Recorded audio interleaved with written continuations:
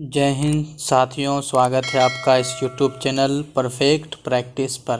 तो आज के इस वीडियो में हम जो है न्यूमेरिकल देखने वाले हैं। ये न्यूमेरिकल का हमारा जो है ये शायद 10वां सेट है, 10वां पार्ट है। इसके पहले हो चुका है, आप प्लेलिस्ट में जाके देख सकते हैं। चलिए इसको हम शुरू करते हैं। क्वेश्चन यहाँ क्या है कि a object travels 24 metre in 4 second and then another 15 metre in 2 second. What is the average speed of the object. यानी क्या है कि एक कोई वस्तु है जो कि 4 सेकेंड में 24 मीटर दूरी तय कर रहा है और जो 2 सेकेंड में जो है वो 15 मीटर की दूरी तय कर रहा है। हमें औसत चाल बताना है। तो औसत चाल का फॉर्मूला क्या होता है, कुल दूरी बटे कुल समय। तो यहाँ पे कुल दूरी कितना हो गया, 24 और 15। तो 24 15 39 हो जाएगा। तो 39 बटे जो है आपका कुल समय 4 सेकेंड और 2 सेकेंड 6 सेकेंड हो जाएगा। इस हिसाब से देखिए, पहला ऑप्शन दूसरा ऑप्शन तो नहीं होगा, इसी दोनों में से कोई एक होगा। तो यहाँ से जब इसको डिवाइड करेंगे 6 4 का 36 बच जाएगा हमारा 3 और 3 पे 0.625 30 यानी कि 6.5 हो जाएगा, जो कि ऑप्शन डी में है। तो डी इसका हो जाएगा करेक्ट। चलिए थोड़ा सा कलर चेंज कर लेते हैं ताकि थोड़ा अच्छा दिखाई दे।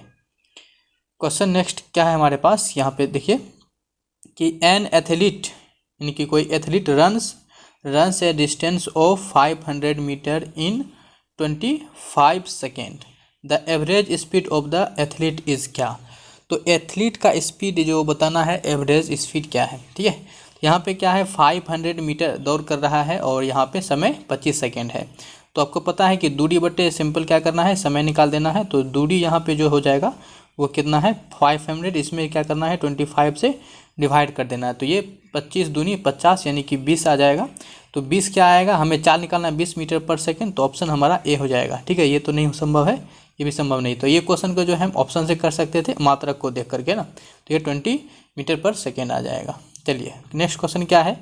नेक्स्ट क्वेश्चन आपके पास है कि एक वस्तु 3 सेकेंड में 25 मीटर और फिर 2 सेकेंड में 15 मीटर की यात्रा करती है, वस्तु की औसत चाल ज्ञात कीजिए।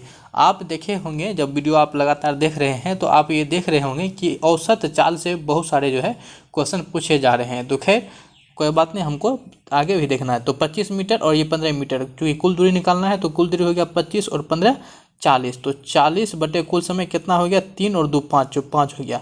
तो 5 8 40, तो 8 आ जाएगा, 8 मीटर पर सेकेंड, ठीक है। 8 मीटर पर सेकेंड, जो कि ऑप्शन डी में है। ये तो संभव है ही नहीं क्योंकि मीटर है। तो 8 मीटर पर सेकेंड इसका ऑप्शन हो जाएगा डी।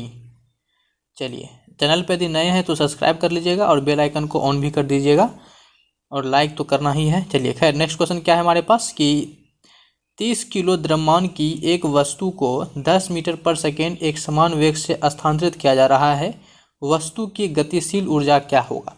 तो गतिशील ऊर्जा यानी कि गतिज ऊर्जा आपसे पूछा गया है। आपको पता होगा कि गतिज ऊर्जा क्या होता है, हाफ mv² जो है ये काइनेटिक एनर्जी यानी कि गतिज ऊर्जा का जो होता है ये फार्मूला होता है। यहाँ m का वैल्यू आपको पता है ये 30 दे रखा है और जो v का वैल्यू है वो 10 मीटर पर सेकेंड। तो इस पे बैठा लीजिए आप 1/2 और यहाँ पे m का वैल्यू हो गया 30 और v का स्क्वायर, v 10 है, 10 का स्क्वायर कितना हो जाएगा 100 हो जाएगा। तो 2 से इसको काट दीजिए 30 को, तो 15 बार में, और ये 15 पे डबल 0 आ जाएगा यानी 1500। तो 1500 हो जाएगा, ये संभव नहीं है। तो 1500 जूल, ठीक है, क्या हो जाएगा 1500 जूल, जो कि ऑप्शन डी हो जाएगा। क्योंकि ऊर्जा का मात्रा क्या होता है, जूल होता है। तो 1500 जूल हो जाएगा, ठीक है। चलिए नेक्स्ट क्वेश्चन देखते हैं क्या है कि एक वस्तु 3 सेकेंड में जो है 24 मीटर और फिर 2 सेकेंड में 15 मीटर की यात्रा करता है, वस्तु की औसत चाल बताना है। तो औसत चाल में क्या करना है, कुल दूरी। तो 24 और 15 तो कितना हो जाएगा, 24 और 15 जो है ये आपका 39 हो गया और समय जो है 3 2 5 5 सेकेंड हो गया। अब इसको डिवाइड कर दीजिए, मीटर पर सेकेंड आएगा। तो पहला आप जो है ऑप्शन सी और डी खत्म हो जाएगा। तो ये 5 कितना नंबर में 5 7 35 7 आ जाएगा, जो कि ऑप्शन आपका ए में है, ठीक है। क्योंकि आगे में 7 आ रहा है तो ये 7.8 आ जाएगा, ठीक है। ऑप्शन ए इसका करेक्ट हो जाएगा, ठीक है। चलिए नेक्स्ट देखते हैं क्या कह रहा है कि 20 kg का द्रव्यमान जमीन से 8 मीटर की ऊंचाई पर है, ठीक है। जब वस्तु द्वारा प्राप्त स्थित ऊर्जा है, यानी कि यहाँ पे स्थितिज ऊर्जा आपसे पूछा गया है और जी का वैल्यू 9.8 लेना है। तो स्थित ऊर्जा आपको पता होगा क्या होता है, mgh जो होता है वो स्थित ऊर्जा का फॉर्मूला होता है। m का मतलब हो गया मास यानी कि द्रव्यमान, जो कि आपका 20 है। 20 इंटू जी का मान जो है 9.8 लेना है, जो चूँकि कह रहा है इसीलिए इतना लेना है। और ऊंचाई जो है 8 लेना है। यानी कि सिंपली क्या करना है, तीनों चीज़ को आपस में गुना कर देना है हमको, ठीक है। तो ये क्या हो जाएगा कि ये 9.8 जो है इस पॉइंट से जो है ये पॉइंट हट जाएगा और ये 0 खत्म हो जाएगा। अब जो है सिंपली आप इसको गुना कर दीजिए। गुना करने के बाद जो है आपको सिंपल से 1568 न्यूटन आ जाएगा। क्योंकि आप देख रहे हैं सभी में 1568 सभी जितना भी ऑप्शन है सभी ऑप्शन में जो है 1568 दिया हुआ है, तो सोल्व करके 1568 ही आना है। अब ऊर्जा पूछा है इसीलिए जो है इसका मात्रा जूल होता है, तो ऑप्शन हमारा बी ही इसका क्या हो जाएगा, करेक्ट हो जाएगा। तो ऑप्शन से भी इसको हम कर सकते थे, है ना। लेकिन आप लोग का कहना था कि ऑप्शन के साथ साथ आप इसको क्या सोल्व भी कर दिया कीजिए, इसीलिए हम जो है इसको सोल्व भी करके आंसर मिला देते हैं। चलिए क्वेश्चन क्या है कि 5 सेकंड में 18 किलोमीटर प्रति घंटा से 72 किलोमीटर प्रति घंटा तक समान रूप से एक्सलेरेट करती है कार की त्वरण क्या होगा। तो त्वरण यहाँ पे पूछा गया है कि त्वरण जो होता है वो कितना होगा। देखिए त्वरण क्या होता है, आपको पता होगा कि त्वरण जो होता है वेग परिवर्तन की दर को त्वरण कहते हैं, और फार्मूला होता है ए बराबर v minus you by T. v का मतलब क्या हो गया, अंतिम वेग, और u का मतलब हो गया प्रारंभिक वेग, ठीक है।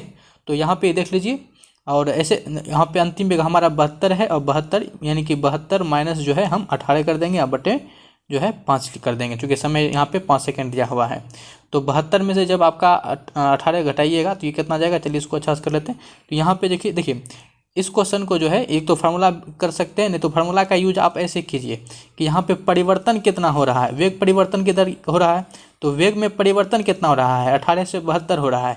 तो परिवर्तन जो इसमें हो गया हमारा कितना हो गया, इसमें से यहीं पे घटा लीजिए, 2 में से 8 गया 4, और यहाँ पे फिर 6 में से 1 गया 5, तो 54 आ जाएगा ये। और दर यहाँ समय हो गया 5, तो 5 एकम 5, ठीक है। और ये इस तरह से आपके पास आ गया 11, 10 बचे 50, 10 पॉइंट जो है आपका आ जाएगा कितना, 8, ठीक है, ऑप्शन सी। अच्छा यहाँ देखिए अब जो है यहाँ पे 10.8 10 पॉइंट यहाँ दोनों जगह पे है, तो हमें तुरंत निकालना है। तो तुरंत का मात्रा क्या होता है, मीटर पर सेकेंड स्क्वायर, इसीलिए जो है ऑप्शन सी इसका होगा। तो मात्रा यदि आपको पता होता तो भी जो है आप यहाँ से करने में आपका आसानी हो जाता है कुछ सोल्यूशन करने में, ठीक है। तो ऑप्शन क्या हो जाएगा, सी इसका करेक्ट हो जाएगा।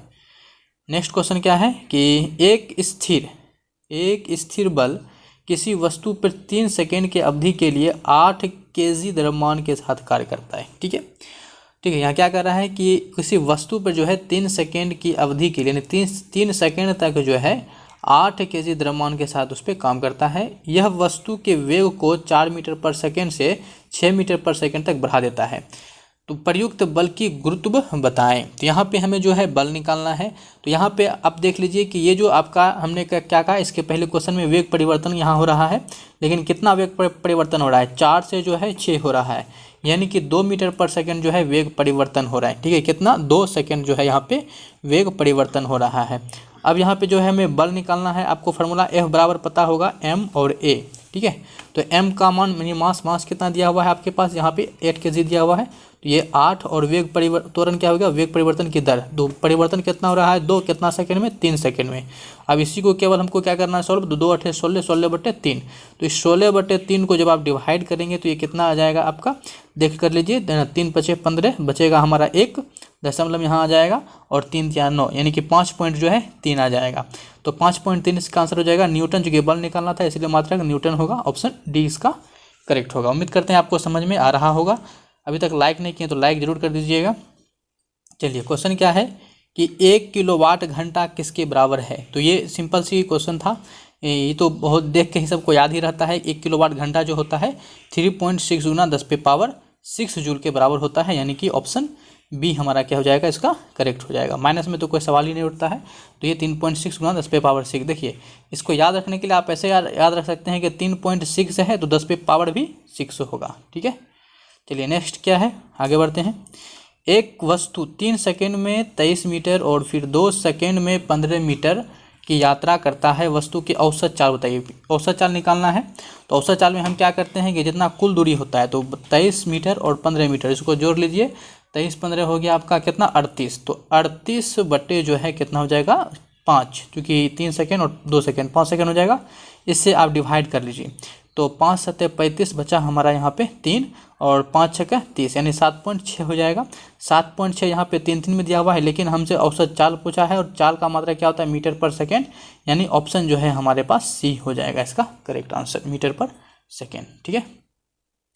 तो मात्रक जो है बहुत ध्यान रखना होता है, खास करके फिजिक्स के न्यूमेरिकल में मात्रक बहुत आपको हेल्प कर देगा।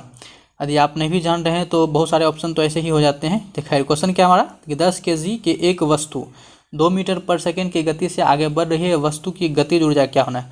गतिज ऊर्जा पूछा हो गया है, आपको पता होगा गतिज ऊर्जा क्या होता है, हाफ mv² जो होता है, ये गतिज ऊर्जा का फॉर्मूला होता है हाफ mv²। तो यहाँ पे जो है हाफ कर दिए, m का वैल्यू यहाँ पे देख लीजिए 10 kg है तो 10 दे दिए, और जो v का वैल्यू यहाँ पे 2 मीटर पर सेकेंड है, v का लेकिन स्क्वायर करते हैं तो 2 का स्क्वायर 4 हो जाएगा, तो ये 2 से 2 कैंसिल आउट हो जाएगा, 10 दूनी 20 हो जाएगा। तो यहाँ पे हमारा क्या हो जाएगा, ऑप्शन ए इसका करेक्ट हो जाएगा 20 जूल। ठीक है, गति ऊर्जा का मात्रक जूल होता है, पता ही है।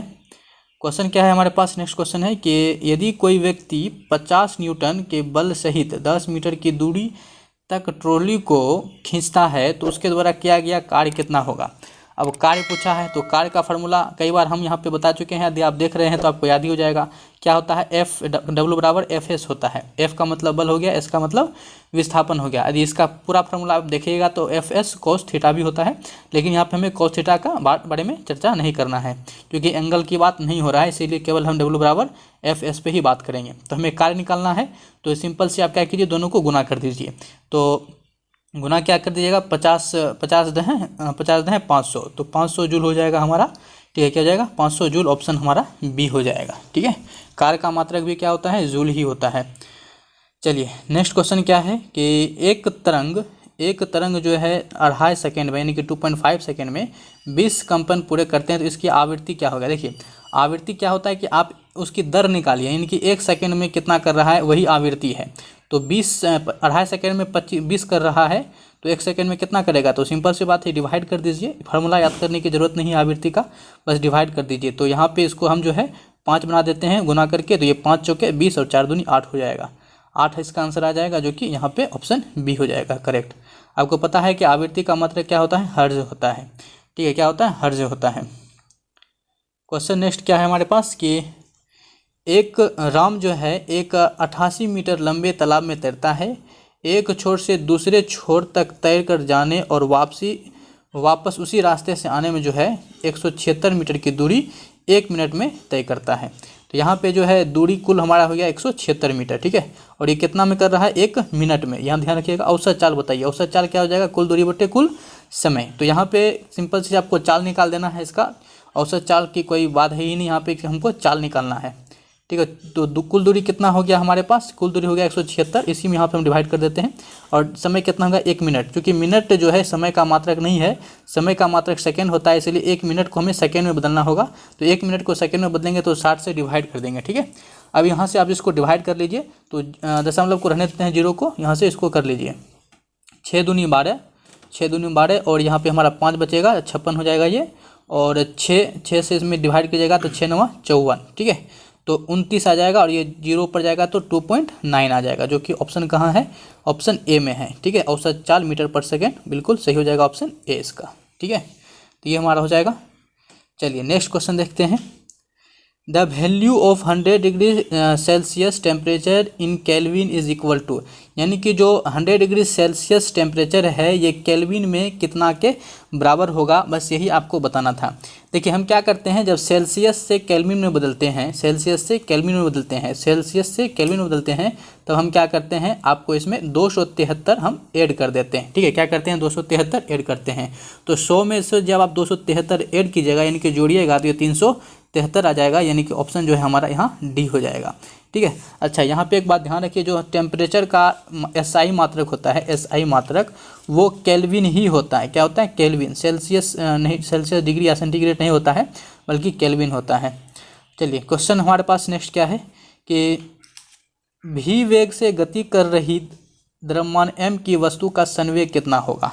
तो संवेग का फार्मूला सिंपल पूछा है, वेग जो है v ही है, द्रव्यमान m ही है, तो कुछ नहीं होता है। संवेग जो p बराबर होता है हमारा क्या होता है, m इंटू v होता है।